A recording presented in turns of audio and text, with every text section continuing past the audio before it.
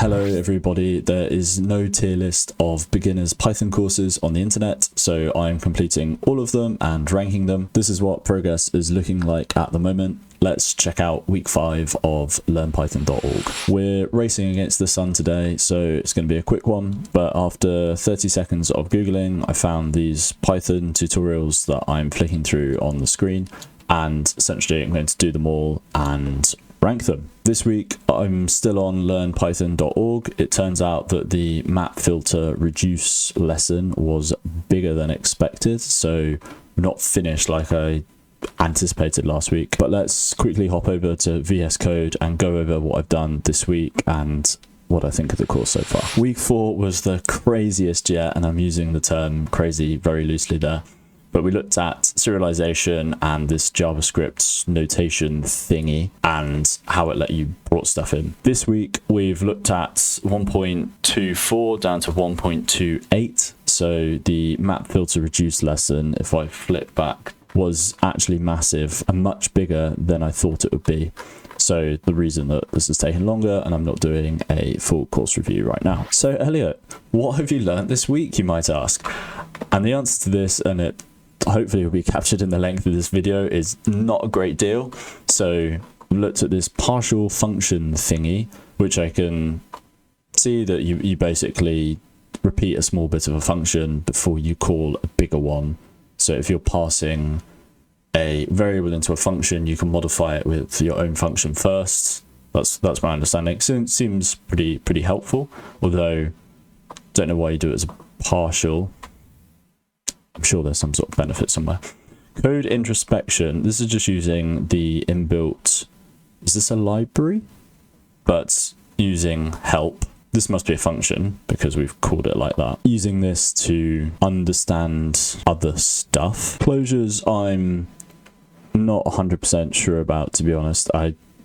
From what I understand, you have a function within a function, and you let one of them run to save a variable or something like this, and then pass someone else. Decorators are similar to, well, not similar to closures, but they also, from what I can see, mostly use nested functions, or I think that's when they work best. I think this comes more into computer sciencey data protection stuff. Then lastly, map, filter, and reduce, and this is the actual course critique bit, perhaps.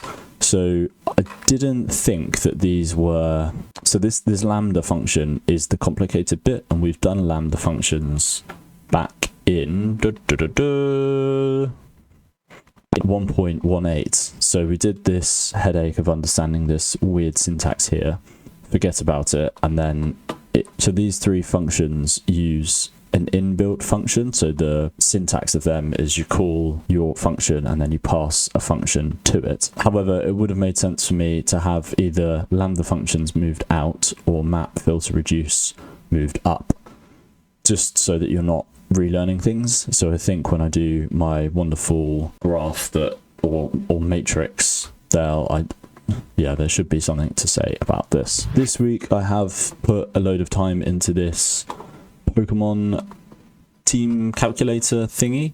So it essentially optimizes, it uses pulp, I believe, is the logic brain behind it all, and it's the outline of looking at all the base stat totals from Pokemon that are really cleverly pulled in through this API. Essentially creates there's a Pokemon class, and we pull all the data in from the API, and then we use this class to create all these Pokemon objects, which I believe happens around here. So this pulls it all in, and the thing that's tripped me up is this pull in from API. Anyway, then we have this pulp logic, and this is an inbuilt library, as I understand, or a function, and essentially this allows you to, I think this is it here, LP maximize. So we're wanting to maximize one thing, and then you can put in a bunch of constraints. So what I think this is useful for is if you're, for example, running a hospital and you need to maximize staff coverage, but you have constraints of individual calendars.